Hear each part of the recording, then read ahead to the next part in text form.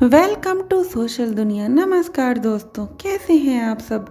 भगवान जानते हैं कि आपने किसी चीज़ के लिए कितना सब्र किया है और यकीन मानिए आपके सब्र के हर पल की कीमत अदा होगी।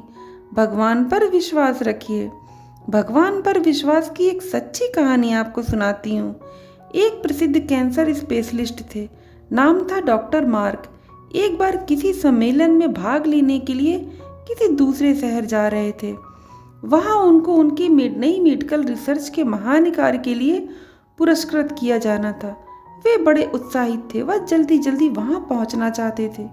उन्होंने इस शोध के लिए बहुत मेहनत की थी। बड़ा उतावलापन था उनको इस पुरस्कार को पाने के लिए।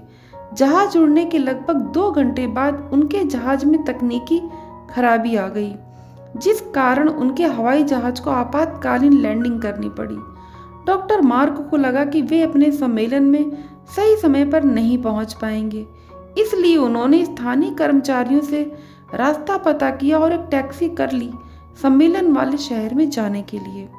उनको पता था कि अगली फ्लाइट 10 घंटे बाद है। टैक्सी तो मिली, लेकिन ड्राइवर के बिना, इसलिए उन्होंने खुद ही टैक्सी चलाने का फैसला लिया। जैसे ही उन्होंने यात्रा शुरू की, कुछ देर बाद बहुत तेज आंधी तूफान शुरू हो गया। रास्ता लगभग दिखना बंद सा हो गया। इस आपाधापी में वे गलत रास्ते की ओर मुड़ गए। लगभग 2 घंटे भटकने के बाद उनको समझ आ गया कि वे रास्ता भटक गए हैं।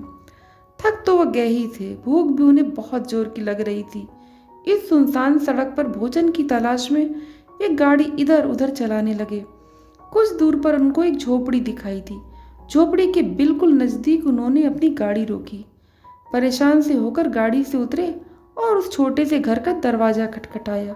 एक स्त्री ने दरवाजा खोला। डॉक्टर मार्क ने उन्हें अपनी स्थिति बताई और एक फ़ोन करने की इजाज़त मांगी। उस स्त्री ने बताया कि उसके यहाँ फ़ोन नहीं है। फिर भी उसने उनसे कहा कि आप अंदर आइए और चाय पी लीजिए।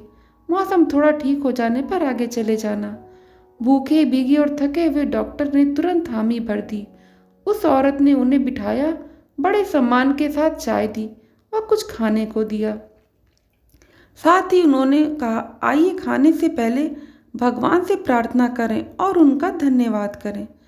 डॉक्टर उस स्त्री की बात सुनकर मुस्कुरा दिए और बोले, मैं इन बातों पर विश्वास नहीं करता, मैं मेहनत पर विश्वास करता हूँ। आप अपनी प्रार्थना कर लें।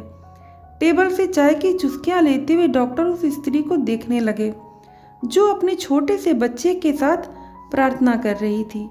उसने कई प्रकार की प्रार्थनाएं की। डॉक्टर मार्क को लगा कि हो ना हो इस स्त्री को कुछ समस्या है। जैसे ही वह औरत अपने पूजा स्थान से उठी तो डॉक्टर ने पूछा, आपको भगवान से क्या चाहिए? क्या आपको लगता है कि भगवान आपकी प्रार्थनाएं सुनेंगे? उस औरत ने धीमे से उदासी भरी मुस्कुराहट बिखेरते हुए कहा, ये मेरा बेटा है और इसको कैंसर है, जिसका इलाज डॉक्टर मार्क नामक एक व्यक्ति के पास है। लेकिन मेरे पास इतने पैसे नहीं है कि मैं उन तक पहुंच जाऊं, क्योंकि वे दूर किसी शहर में रहते हैं। यह सच है कि भगवान ने अभी तक मेरी किसी प्रार्थना का जवाब नहीं दिया, लेकिन मुझे विश्वास है कि भगवान एक ना एक दिन कोई रास्ता बना ही देंगे। वे मेरा विश्वास टूटने नहीं देंगे। वे अवश्य ही मेरे बच्चे का इलाज डॉक्टर मार्क से करवाकर इसे स्वस्थ कर देंगे। डॉक्टर मार्क तो सन्न रह गए। वे कुछ पल बोल ही नहीं पाए। आंखों में आंसू लिए धीरे से बोले, भगवान बहुत महान है। उन्हें सारा घटनाक्रम याद आने लगा। कैसे उन्हें सम्मेलन में जाना था, कैसे उनके जहाज को इस अनजान शहर में आपातकालीन लैंडिंग करनी पड़ी, कैसे टैक्सी के लिए ड्राइवर नहीं मिला और वे तूफान की वजह से रास्ता भटक गए और यहाँ आ गए। वे समझ गए कि यह सब इसलिए नहीं हुआ कि भगवान को केवल इस औरत की प्रार्थना का उत्तर देना था, बल्कि भगवान उन्हें भी एक मौका देना चाहते थे कि वे भौतिक जीवन में धन कमाने, प्रतिष्ठा कमाने इत्यादि से ऊपर उठे और असहाय लोगों की सहायता करें। दोस्तों, अपनी परिस्थिति परमेश्वर को सौंप दें, क्योंकि जितना आप जीवन भर में कर सकते हैं, उससे कहीं ज़्यादा वह एक पल में कर सकता है। जो दौड़ दौड़ कर भी नहीं मिलता वह संसार है, जो बिना दौड़े मिल जाता है वही परमात्मा है। आपको कहानी कैसी लगी? अच्छी लगी हो तो अपने दोस्तों रिश्तेदारों में शेयर ज़रूर कीजिए। वीडियो को लाइक और चैनल को सब्सक्राइब ज़रूर कीजिए। बेल आई बटन को दबाना मत भूलिएगा ताकि जब भी मैं नया वीडियो बनाऊं तो आप तक पहुंच सके।